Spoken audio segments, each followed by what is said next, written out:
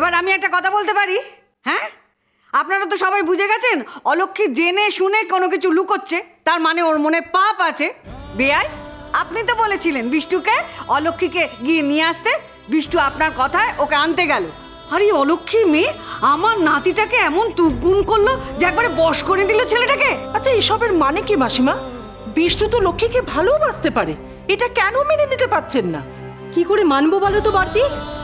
যে ছেলে এই বউকে সন্দেহ করে বাড়িতে বিচার সভা বসিয়েছিল, সেই ছেলে গ্রামে গিয়ে এতটা বদলে গেল। এগুলো বশ করা গুণ করা ছাড়া কখনো হয় নাকি বর্দি? ভাবো একবার ছেলের কপালটা আমার, তার বউ কি করছে না প্রেমপত্তর বুকে নিয়ে ছাদে যাচ্ছে কার না কার সঙ্গে গল্প করতে, আবার কে তাকে এই চিঠি লিখেছে সে সেটাও কিছুতেই বলবে না। বাবা, আমার ছেলেকে আমার বাঁচাতে হবে, কারণ ছেলেটা আমার নিজের। এই বউয়ের জন্য আমার ছেলেকে আমি এ বাড়িতে কিছুতেই রাখবো না। আহ গোপু, কি বলছিস কি? বিষ্টু আমাদের বাড়ির ছেলে, বিদে করতে গেলে এই হারামজাদিটাকে বের করে দে, বের করে দে। কেন তুই কিছু বলছিস না মা? আমি জানি তুই কাউকে একটা বাঁচাচ্ছিস। কে সে বল? একটা কথা বলবো আপনাদের বর্দার, অনেক আশকারা দিয়েছেন অলক্ষ্মীকে, দয়া করে আর আশকারা দেবেন না। আর অলক্ষ্মী, শেষবারের মতো আমি তোকে জিজ্ঞেস করছি, তুই বল কে তোকে এই চিঠি লিখেছে। আর যদি তুই না বলিস, আমি তোকে এক্ষুনি এই মুহূর্তে মজুমদার বাড়ি থেকে বের করে দেব। কোনো দিন এখানে আর তোর পা পড়বে না। বললাম তো, জানি না। কাকে আড়াল করবার জন্য তুই নিজের কাঁধে এত বড় সর্বনাশ তুলে নিচ্ছিস অলক্ষ্মী? বাবা, আপনার সামনে আপনার অনুমতি নিয়ে আমি এই বউকে এক্ষুনি এখান থেকে বের করে দিতে চাই। আর সিধুজাটাকে একটু বলবেন আজ রাতটাও সিধুজাটার বাড়িতেই থাকবে। কাল ওর মামা এসে ওকে এখান থেকে নিয়ে যাবেন বরাবরের মতো, বরাবরের মতো। হ্যাঁ, তাও নামটা বলবি না তুই? এই চিঠি কে লিখেছে তোকে? বললাম তো, জানি না। আর কোনো কথা নয়, এই বাড়িতে থাকবার অধিকার তুই হারিয়েছিস। চল, তুই বেরিয়ে যাবি।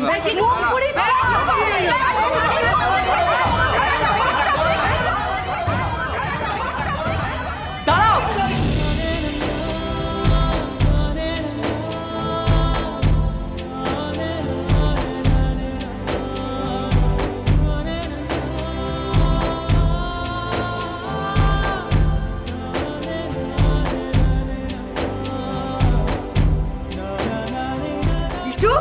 বিষ্টু, তোর এখানে থাকার দরকার নেই, তুই যা ঘরে যা। এখানে বড়দের কথা হচ্ছে, তোর শোনার দরকার নেই, যা। দিদা, এটা কি করে শুধু বড়দের ব্যাপার হচ্ছে? আমার মা আমার বউকে বাড়ি থেকে তাড়িয়ে দিচ্ছে, অমনি এটা বড়দের ব্যাপার হয়ে গেল?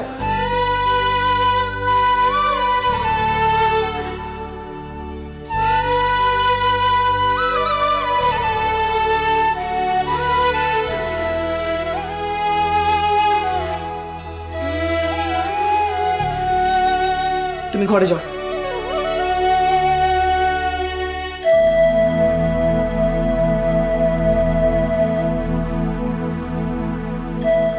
বললাম না, তুমি ঘরে যাও, আমি সবার সঙ্গে কথা বলছি, তোমাকে কিচ্ছু বলতে হবে না।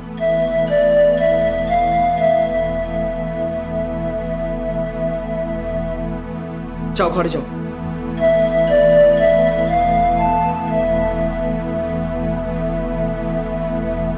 বিষ্টু, বিষ্টু তুই কি করলি বাবা? ওই মেয়ে কি কাণ্ড করেছে তা আমি মা হয়ে তোকে বলতে পারবো না বিষ্টু। অলক্ষ্মীর আর এ বাড়িতে থাকা চলে না বাবা। বিষ্টু, বিষ্টু, এই জন্য তো বলছিলাম বড়দের ব্যাপারে তুই থাকিস না, তুই চলে যা এখান থেকে। এই অলক্ষ্মী, অলক্ষ্মী। না দিদা, ও বেরাবে না। তোমরা যা বলার আমাকে বলো। এ তোর কি হয়েছে বিষ্টু? তুই কেন এসব পাগলামো করছিস? হ্যাঁ, তোর মায়ের ওপরে তোর কোনো ভরসা নেই? আরে বাবা, মা যা সিদ্ধান্ত নিচ্ছে তা তো তোর ভালোর জন্য। কিন্তু মা, আমাকে তো জানতে হবে যে তুমি কেন অলক্ষ্মীকে বাড়ি থেকে তাড়িয়ে দিচ্ছ।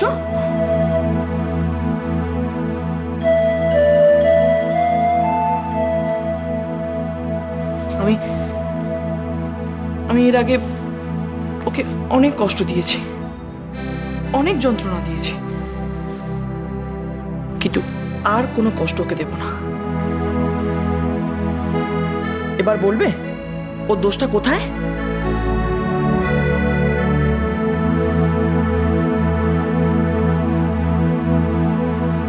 সাবাস বিষ্ণুচরণ, সাবাস। বাবা, এখন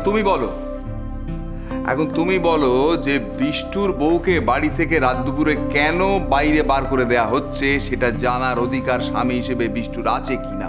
নিশ্চয়ই আছে। আর তা যদি থাকে তাহলে তুমি তোমার নাতিকে জানাও তোমার নাত বউয়ের দোষটা কি। সেটা আমাকেই বলতে হবে? বিষ্টু, তোর মা আর দিদা অলক্ষ্মীকে হ্যারিকেন হাতে সদর দরজার বাইরে যেতে দেখেছে এবং অলক্ষ্মীর কাছ থেকে একটা প্রেমপত্র উদ্ধার হয়েছে।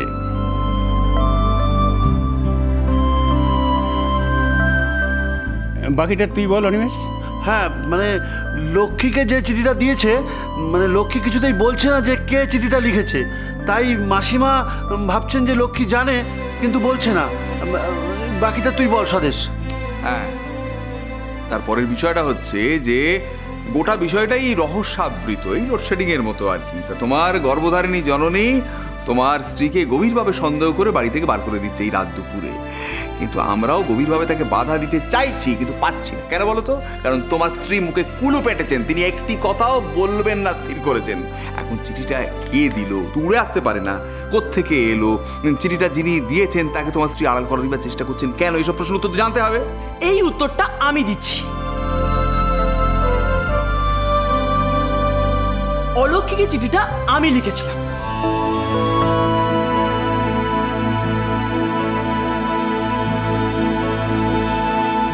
আমি, আর ও আমাকে বাঁচাতে চেয়েছিল।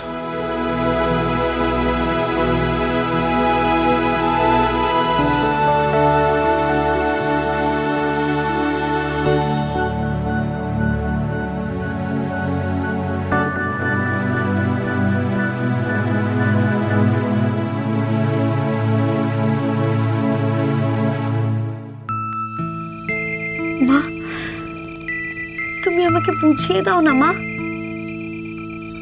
আমার বর আমাকে বউ হিসেবে মেনে নিয়েছে কিনা।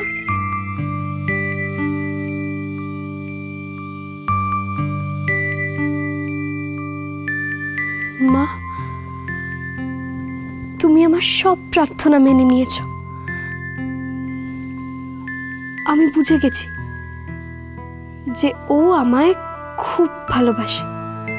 ব্যাস, আমার আর কিচ্ছু চাই না। ও মা, কিছু চাই না মানে? বলছি ভাই যে তোকে ভালোবাসে সেটা তো তুই বুঝলি। বলি ভাইয়ের মুখটা দেখবি কি করে? এখন প্রতিজ্ঞা করে তো বসে আছিস। বাইরে কি কাণ্ডটাই না হচ্ছে বাবা রে। কি হচ্ছে রাধা দিদি? ভাই ভাই তো পুরো হিরো হয়ে গেছে রে, একেবারে হিরো। তোকে নিয়ে ছোট কাকির সাথে কি ঝগড়াটাই না করছে বাবা গো। শুনবি? চলো। রাধা দিদি, এটা তো হতে পারে না, এটা তো উচিত নয়। মা কত কষ্ট পাচ্ছে বলো তো। কি করি এখন? আমি তো ওখানেও যেতে পারবো না। হে মা কালী, তুমি একটা উপায় বের করো। লক্ষ্মী, তুই কি রে?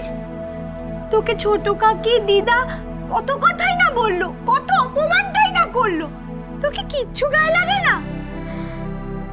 গায়ে লাগালে চলবে না গো রাধা দিদি। আমি তো শুধু তোমার ভাইয়ের বউ নয়, মজুমদার বাড়িরও বউ। আর আমার জন্য মার ছেলের মধ্যে ঝগড়া হোক, সেটা তো আমি চাই না। লক্ষ্মী মেয়ে, সোনাটা। শোন নকুর, দাদাদের ঘরে যা, গিয়ে তাদের ডেকে তোল। তুলে বলবি যে একটা ঘোষণা আছে। যা। এক মিনিট।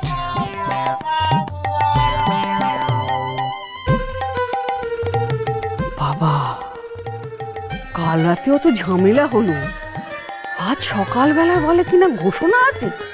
হ্যাঁ, কি হতে চলেছে জানি না বাবা, কি কাণ্ড ঘটবে। সংসার সুখের হয় রমণীর